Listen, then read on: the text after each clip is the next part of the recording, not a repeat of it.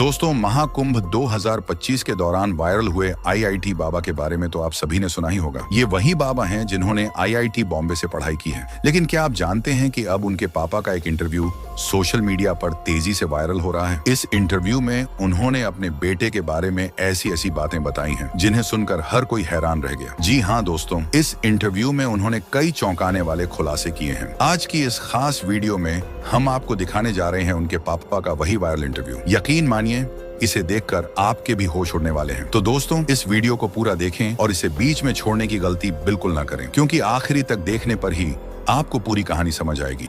वो तो extra ordinary तो शुरू से था पढ़ते समय। वो शुरू में तो 3 क्लास तो वो ये न्यूटन पब्लिक स्कूल है कोसली रोड के ऊपर।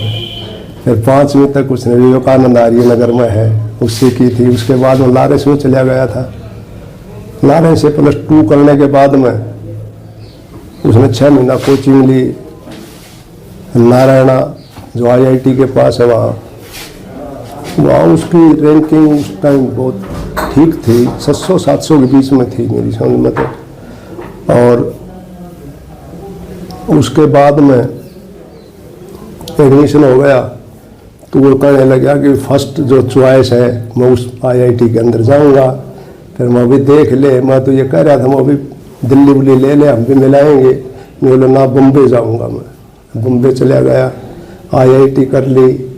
आईआईटी के बाद में कैंपस के अंदर उसके आते थे वो ये कंपनियां आती थी जॉब के लिए। तो उसने मुझे कहा कि भाई वो कंपनी वाले आते हैं और कैंपस से ही ले जाते हैं, क्या करूं। तो मैं उसको कहने लगा, मैं कहा भाई ये कंपनी वाले तो बक्कल फोड़ते हैं। 2 लाख का काम करेगा जब 1 लाख रुपए देंगे और पढ़ ले। फिर उसने मास्टर ऑफ डिजाइनिंग करी। उस दौरान फोटोग्राफी का भी उसने काफ़ी चाव था, साथ साथ फोटोग्राफी का भी उसने मामला जोड़ा। वो भी उसकी अच्छी प्रोग्रेस मिली। और उसके बाद में उसने 6 महीना के लगभग दिल्ली एक कंपनी के अंदर सर्विस भी करी। फिर वो जो बेटी थी वो कनाडा थी, वो कनाडा ले गई उसने। 2-2.5 साल तक वहाँ भी उसने सर्विस करी कंपनी में, जो एक अच्छी वो रेपुटेड कंपनी थी उसमें। उसके बाद में कहने लगा भाई मैं तो नौकरी नहीं करूँगा और मैं इंडिया आऊँगा। तो मैंने यस कर दी, आ गया। आने के बाद में वो उसने फिर अपना दिल्ली चला गया। दिल्ली 3 महीने तक रहा। गर्मी का मौसम था, गर्मी लग गई। उसके बाद में मैंने उसको टेलीफोन में वो मैसेज कराया व्हाट्सएप पर, भाई धन दौलत और साम्राज्य तो फिर मिल जाते हैं, परंतु जिंदगी चली गई तो फिर कुछ नहीं मिलेगा। तो वो मसूरी की तरफ, धर्मशाला और मसूरी की तरफ चला गया। उसके बाद में उसने अपना ये फैसला ले लिया सन्यासी बनने का। जब ये फैसला लिया, अचानक लिया गया या फिर पहले ही उनकी कोई ऐसा था कि वो इस वेश में जाए? वैसे तो इस साइड में तो उसका काफ़ी अर्धकुंभ था, उज्जैन में भी हो गया था। घूमता फिरता तो वो रहता था हमेशा, क्योंकि एक मेरे पास एक किताब थी राहुल संस्कृतान की घुमक्कड़ शास्त्र, वो भी उसने पढ़ी थी और उससे वो उस किताब से काफ़ी प्रभावित भी था। और फिर यहाँ सर्दियों के मौसम में तो वो उत्तरी भारत में शिमला मसूरी साइड में चला जाया करता।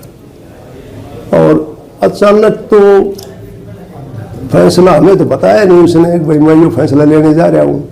यानी सोच कह सकते हैं उनकी धार्मिक सोच थी शुरू से ही ना, इस मामले में तो वो ठीक था। उसकी सोच तो बहुत पॉजिटिव थी शुरू से ही। फिलहाल आप संपर्क में हैं?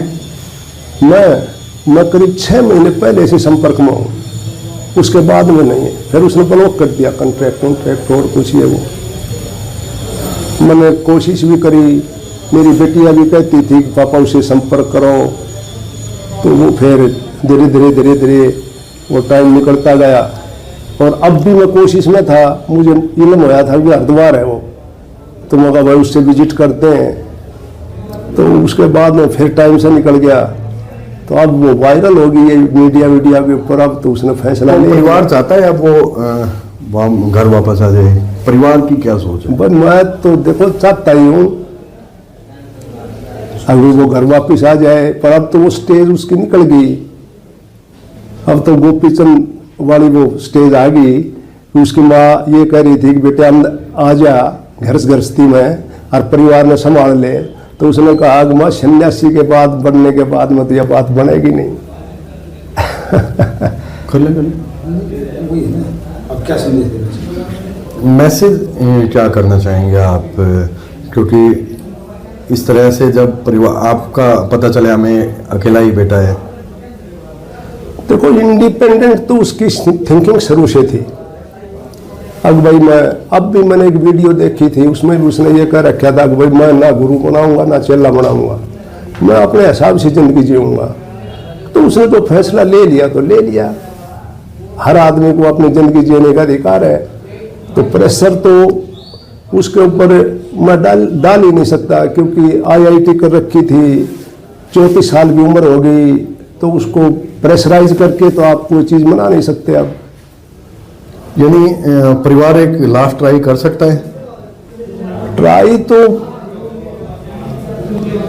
कोशिश तो कर लेंगे, परंतु मुझे दिल में ऐसा लगता है कि भी स्टेज पर जाने के बाद में हमारी बात मानने वाला वो है नहीं। अब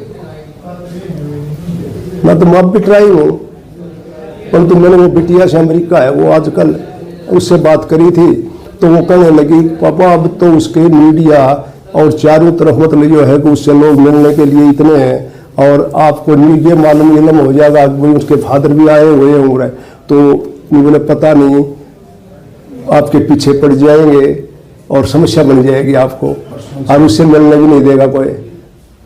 तो इस कारण ना तो मैं अब भी कोशिश में था।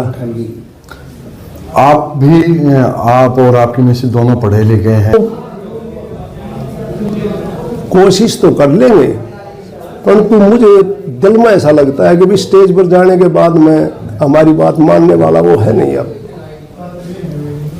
मैं तो अब भी ट्राई हूँ, परंतु मैंने वो बिटिया से अमेरिका है, वो आजकल उससे बात करी थी, तो वो कहने लगी पापा अब तो उसके मीडिया और चारों तरफ मतलब जो है कि उससे लोग मिलने के लिए इतने हैं, और आपको ये मालूम इलम हो जाएगा कि उसके फादर भी आए हुए होंगे, तो बोले पता नहीं आपके पीछे पड़ जाएंगे और समस्या बन जाएगी आपको, और उससे मिलने भी नहीं देगा कोई। तो इस कारण ना तो मैं अब भी कोशिश में था। आप और आपकी मिसेस दोनों पढ़े लिखे हैं, अधिवक्ता हैं आप भी, हाँ प्रधान भी रहे हैं, तो थोड़ा सा आपके बारे में भी थोड़ा। अब मेरा तो ये था कि भाई LLB करी, फिर MA भी करी थी जयपुर यूनिवर्सिटी से, उसके बाद में प्रैक्टिस में आ गए, और 1983 का मेरा रजिस्ट्रेशन हाई कोर्ट का, तो प्रैक्टिस कर रहे हैं अपनी। अगर आप इस विषय पर इनका पूरा इंटरव्यू देखना चाहते हैं तो डिस्क्रिप्शन में दिए गए लिंक पर क्लिक जरूर करें। इस बारे में आपकी क्या राय है, हमें कमेंट में अपनी प्रतिक्रिया जरूर दें। अगर आपको ऐसी दिलचस्प जानकारियां पसंद आती हैं तो हमारे चैनल को सब्सक्राइब करें, वीडियो को शेयर करें और वीडियो को लाइक करना न भूलें। आपका एक सब्सक्राइब हमारे लिए बहुत मायने रखता है। धन्यवाद।